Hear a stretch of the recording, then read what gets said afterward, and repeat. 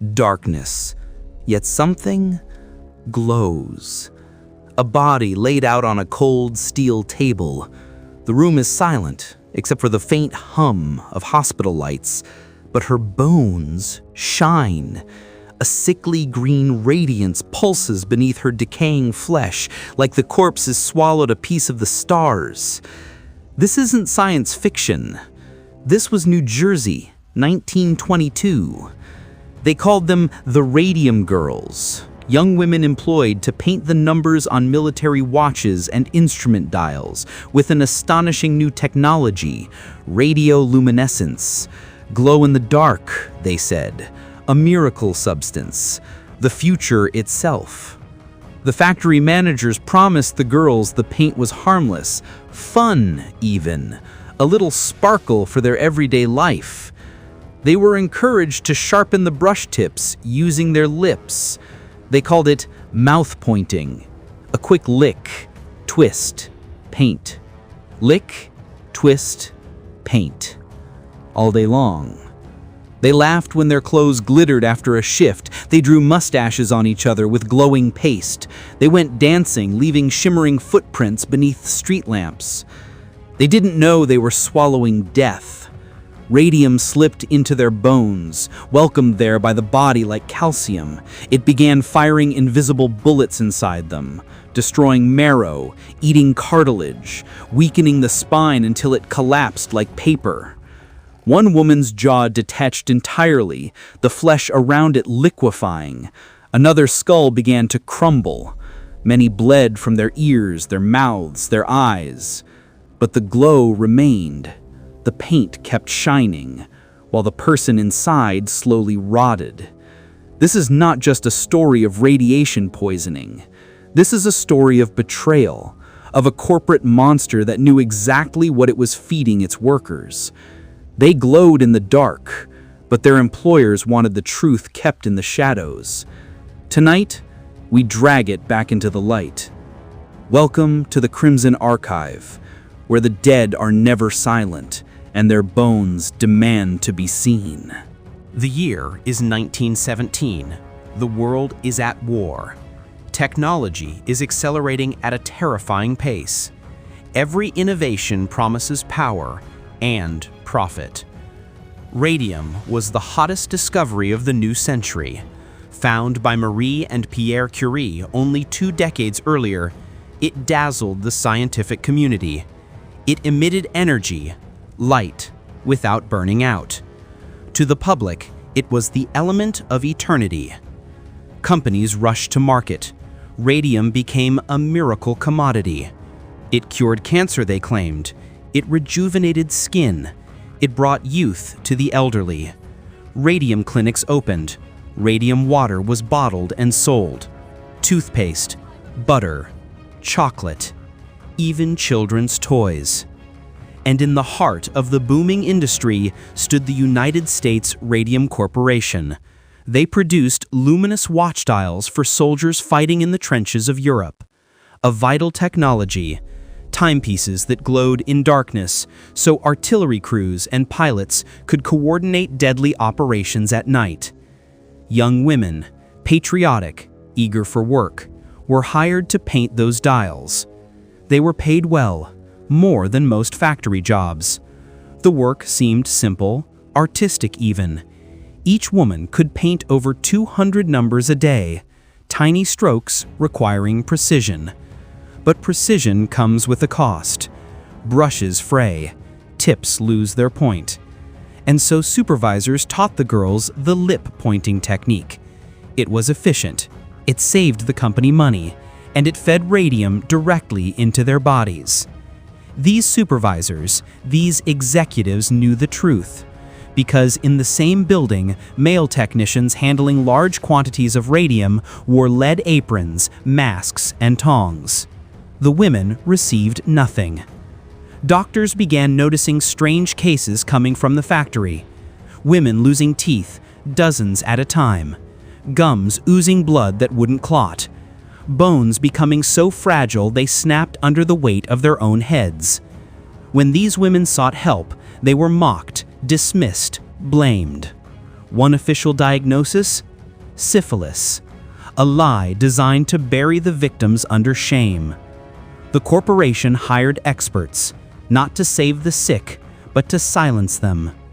Scientific reports were altered, evidence was destroyed, whistleblowers were punished. While the company's profits climbed, the women's life expectancy plummeted. They weren't just workers, they were disposable components in a luminous war machine. And worse, once they became too sick to hold a brush, they were fired, sent home to die. Families watched in horror as their daughters' bones began to glow, the radiation turning the body itself into a lantern of decay. They begged for justice, but they faced a titan, one built on money, power, and lies backed by government demand. The Radium Girls would have to fight, not only for survival, but for recognition, for the right to say, "This was done to us. It was no accident." Before we descend deeper into the darkness of what truly happened to their bodies and to the corporate machine that consumed them, one request. If you believe history's darkest secrets should be remembered, not buried, subscribe to the Crimson Archive. Radium. To the naked eye, it appears harmless, a white powder, fine, clean, beautiful when painted onto a watch dial. But beneath that glow lies annihilation. Radium is chemically similar to calcium. The human body cannot tell the difference. So when a radium girl touched the brush to her lips, just a tiny dot of paint, the particles traveled deep into her bones. The skeleton became the battlefield. Every bone cell that welcomed the radium believed it was strengthening itself. But radium is a mimic, a weapon disguised as nourishment. Once embedded, it unleashed a slow, relentless assault. Alpha particle radiation. Alpha particles are heavy, powerful. They tear through cells at a microscopic level, breaking DNA, killing marrow, triggering necrosis. The bones start to die from the inside out. Imagine a tree that looks solid until a hand presses and the trunk disintegrates into rot. That was a Radium Girl's jaw. Dentists began seeing it first. A girl would come in complaining of a toothache, something small. The dentist would tug lightly, and half the jawbone would come with it. The infection wasn't just in the bone itself had become poison. Doctors performed surgeries, attempting to remove infected pieces, but every incision spread the contamination further. There was no safe distance from radium. It moved through the bloodstream. It infiltrated the pelvis, the femur, the spine. Legs collapsed, teeth fell out, skulls softened until they warped under a pillow's weight. And while their bodies turned into crumbling tombs, their corpses glowed. Because radium's decay is eternal. It takes 1,600 years for its radioactivity to halve. These women were turned into living lanterns, beacons of suffering that would shine long after death. Inside factories, the mechanism of destruction continued. United States Radium Corporation promoted their paint as harmless. They even branded it with a cheerful name, Undark. A lie that mocked reality. The paint that illuminated everyone else's lives dragged its creators into eternal darkness. The brushes themselves were tools of execution. Fine camel hair strands, a wooden handle, a pointed tip that could only remain sharp with constant mouth contact. Lick, twist, paint. Each repetition a dose, each dose a countdown. Many didn't notice the symptoms at first: fatigue, aching joints, a sore throat, but radium was patient. It worked in silence while companies profited loudly. Executives hid internal studies showing dial painters developed severe radium jaw, the flesh-eating, bone-destroying agony once caused by white phosphorus in match factories. They watched it happen again and said nothing. Worse, when a girl started to glow through her skin, when her breath carried the metallic scent of decay, they blamed her. Immoral, infected, expendable. There was no antidote, no treatment, only a slow disintegration, every second illuminated by the very substance that promised beauty and progress. Radium was supposed to light the future. Instead, it revealed the darkest truth. When profit gleams, human life is the first thing sacrificed to the shadows. Her name was Molly Maggia. She was 19, spirited, always smiling. She joined the dial painting studio in Orange, New Jersey, excited for a job that paid more than her father could earn in a week. Molly was good with her hands, precise, artistic. Her supervisors praised her speed. At first, it was a dream. She went home bathed in light. Her clothes sparkled like stars. Children on the street pointed and giggled, thinking she carried magic. She laughed with them. But soon, laughter became painful. It began with a toothache, a common annoyance. The dentist removed the tooth. Then another, and another. Sores bloomed across her gums, ulcers that refused to heal. The pain spread into her jaw.